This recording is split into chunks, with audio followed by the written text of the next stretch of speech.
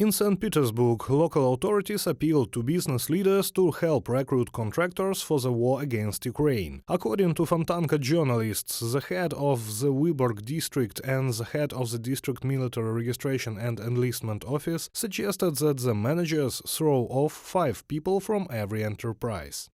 Those enterprises that are here, which will meet us halfway. I ask each enterprise to persuade 5 people per contract. The task that the governor set will still have to be fulfilled. Alexander Bazhimov, head of the district department of the City Military Registration and Enlistment Office, from the publication of Fontanka. Those who want to give their lives for Putin are clearly not enough. According to the chief of the Military Registration and Enlistment Office, they are ready to sign contracts with everyone, not only with employees of enterprises, but also with their friends and relatives. They will not refuse foreigners and even pensioners. We saw this at the level of mobilization. They went aside in different ways. Now it will not work like that. They will have to ask specific questions. What did you do? Are you going to do it?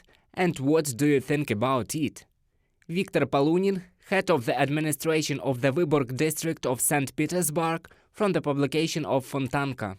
Russians are recruited not only at enterprises, but also in public institutions, schools and even kindergartens. There are tens of thousands of ads. Only in the Russian social network VKontakte, journalists of the publication Novaya Gazeta Europe found 75,000 advertisements with a call to go to the front. 70% of these ads appeared in early March. The fact is that in December last year, Defense Minister Shoigu announced an increase in the size of the army by at least 500,000 people, so the officials began to execute.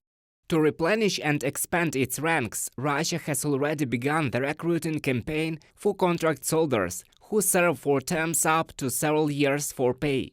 Regional officials have been given quotas for recruiting and are issuing summonses to potential volunteers to come to draft boards, where they are pitched on signing up. Initially, authorities are targeting veterans and rural residents, they said, from the publication of Bloomberg.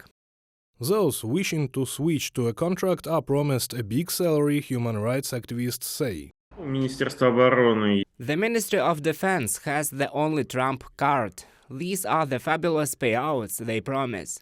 But they don't tell everything, because the details indicate that such payments can only be received on paper. But it is quite realistic to be killed in Ukraine. According to the official statistics of the General Staff of the Armed Forces of Ukraine, more than 193,000 Russian soldiers have already passed into the category of irretrievable losses. The Washington Post, citing American intelligence documents, reported that in 2023 the Russian military command plans to recruit more than 415,000 people for contract service. 300,000 of them will allegedly serve in the reserve, and the rest will be sent to Ukraine to form new units and replenish the old ones. However, experience has already shown that everyone is sent to the front, and given the habit of the Russian command not to reckon with losses, it can be argued that the Russian army will constantly need more and more reserves. Reported by Serhiy Kulas, Yulia Granovska, UATV News.